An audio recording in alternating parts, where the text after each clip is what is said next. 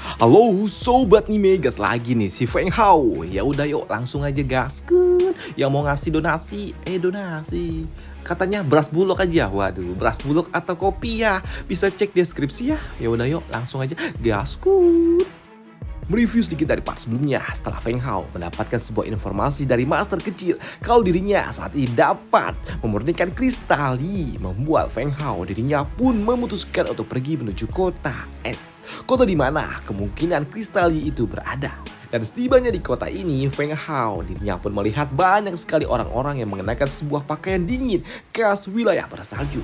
Hanya saja untuk dirinya, Feng Hao dia hanya mengenakan seragam khas para alkemis. Dan jelas untuk Feng Hao yang merupakan seorang alkemis, dirinya tidak merasakan hawa dingin itu. Dan kurasa ya, ini semua berkat dari farmakop yang ada di dalam tubuhku. Hawa dingin ini tidak terasa untuk diriku, pikir dari Feng Hao. Dan di dalam perjalanannya itu, Feng Hao yang merupakan seorang alkemis, dirinya pun menjadi perhatian bagi para penduduk sekitar. Karena memang sangat amat sekali, jarang sekali ditemukan seorang alkemis di usia muda. Bahkan, si Feng Hao hampir aja dibungkus sama tante-tante. Waduh. Dan setibanya di kota es, Feng Hao dia pun langsung pergi menuju guild alkemis untuk mencari bahan-bahan herbal untuk dapat membuat spirit medicine. Hanya saja dirinya tidak menemukannya sepanjang perjalanan itu. Namun di sini master kecil dia berujar, "Hei bocah, kau harus terus mencari dan jangan pernah kau berpikir untuk memurnikan kristal Yi sebelum kau membuat spirit medicine." Baiklah master, aku mengerti, sambut dari Feng Hao. Dan karena tidak menemukan guild farmasi, di sini Feng Hao dirinya pun memutuskan untuk pergi menuju area pasar saja. Dan di tempat inilah Feng Hao dirinya mendapatkan apa yang ia inginkan. Tuan muda, ini adalah bahan-bahan yang Anda cari, sambut dari penjaga toko. Feng Hao di sini yang merupakan seorang alkemis muda, dirinya mendapatkan diskon dari Pak Tua penjaga toko. Karena di sini penjaga toko dirinya merasa terhormat dapat melayani seorang alkemis, karena memang job alkemis ini adalah job yang terpandang. Walaupun di sini Feng Hao telah berbelanja banyak di area pasar, hanya saja dirinya juga belum cukup untuk mendapatkan semua bahan-bahan yang telah ia inginkan dan berniat untuk pergi mencari tanaman herbal lainnya di area luar kota saja. Namun di sini master kecil dia berujar, "Hei, tunggu bocah. Ada banyak monster yang ada di luar sana dan tubuh kecilmu itu tidak akan dapat menahan mereka," ujar dari master kecil. Mendengar hal itu membuat Feng Hao dia berujar, "Master, lantas apakah ada solusi lain?" tanya dari Feng Hao. Di sini master kecil dia pun menuju ke sebuah bangunan kecil dan berujar, "Di dalam sana ada seseorang yang membutuhkan bantuanmu. Sekarang pergilah." Maka dari itulah, sesuai dengan arahan dari master kecil, Feng Hao dia pun pergi memasuki bangunan itu. Dan di dalam sana, Feng Hao dirinya dapat mencium aroma herbal yang sangat kuat. Dan ternyata di dalam toko kecil itu terdapat seorang pria tua yang berujar, "Hei, pergilah. Kau tidak seharusnya ada di tempat ini," ujar seorang pria tua berjenggot panjang. Namun di sini Feng Hao dia tidak langsung pergi dan ia mendekati salah satu meja yang terdapat berbagai herbal di atasnya. Dan di sini Feng Hao dia berujar, "Tuan, sepertinya kau telah teracuni.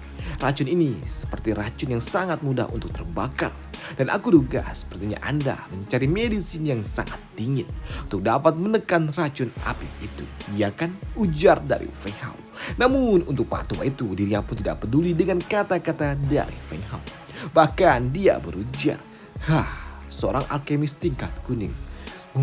Bocah, kau adalah bocah bermulut besar nak," ujar Pak Tua itu.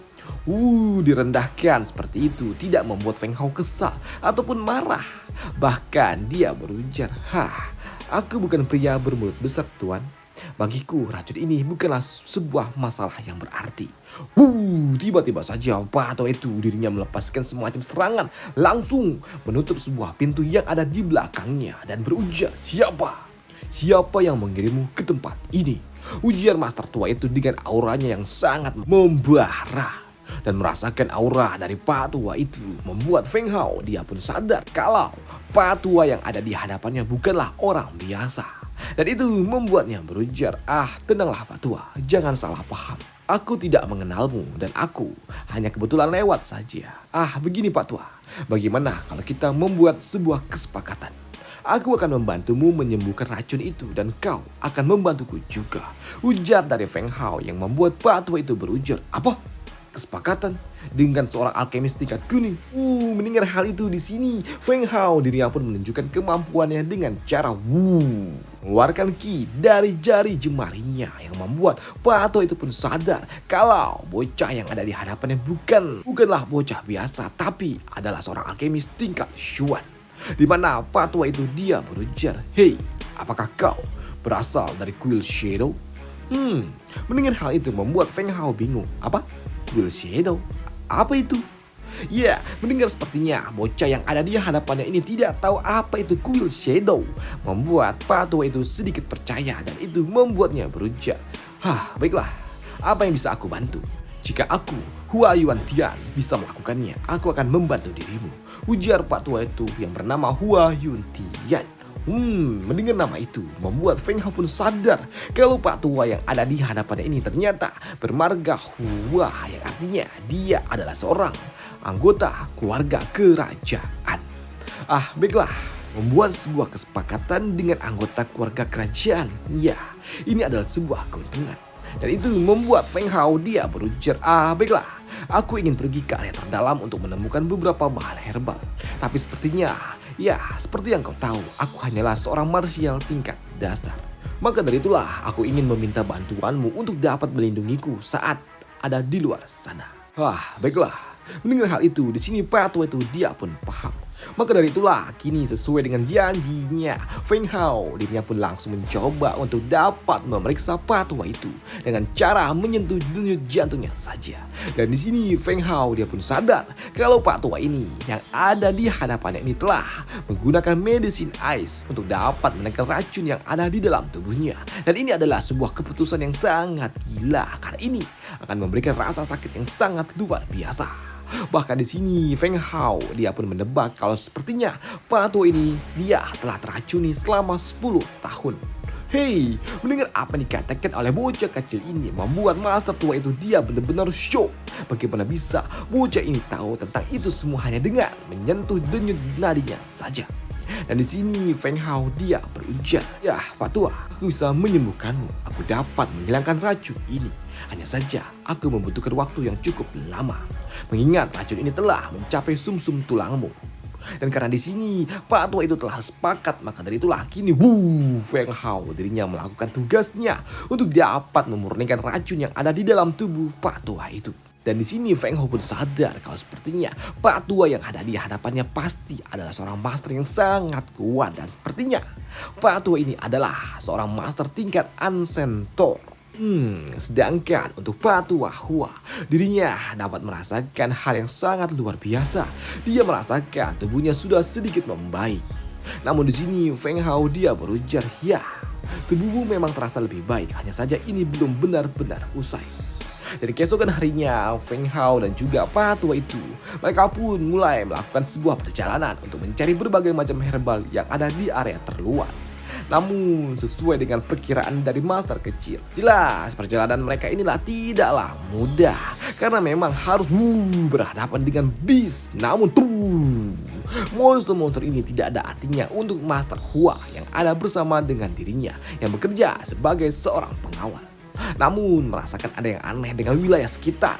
Di sini Master Hua dia pun yakin kalau ada yang tidak beres dengan wilayah ini karena memang hawa dingin yang ada di tempat ini sangat luar biasa.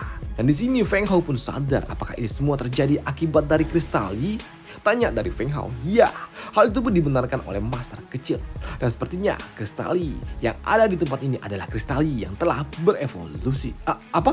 Berevolusi? Apakah mungkin aku bisa dapat memurnikannya? Tanya dari Feng Hao. Yup, tentu saja.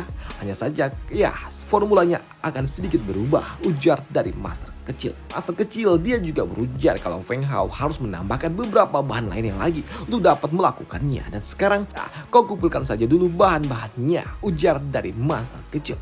Dan karena tahu kalau kristali yang akan mereka cari itu telah berevolusi dan harus mencari bahan lainnya lagi, membuat Feng Hao dia berujar, aku perlu pergi ke kota lainnya untuk mencari beberapa bahan lainnya lagi untuk dapat membuat sebuah spirit medicine. Ya, mendengar hal itu membuat master tua itu ia berujar, ya, aku mengerti. Kau membutuhkan bahan-bahan untuk membuat spirit medicine. Hah, jelas. Kau pasti ingin memurnikan kristal Yi itu, ya kan? Ujar Pak Tua itu, dan hal itu pun dibenarkan oleh Feng Hao. Mendengar hal itu, di sini master tua dia berujar, ah tuan, spirit medicine apa yang ingin kau dapatkan?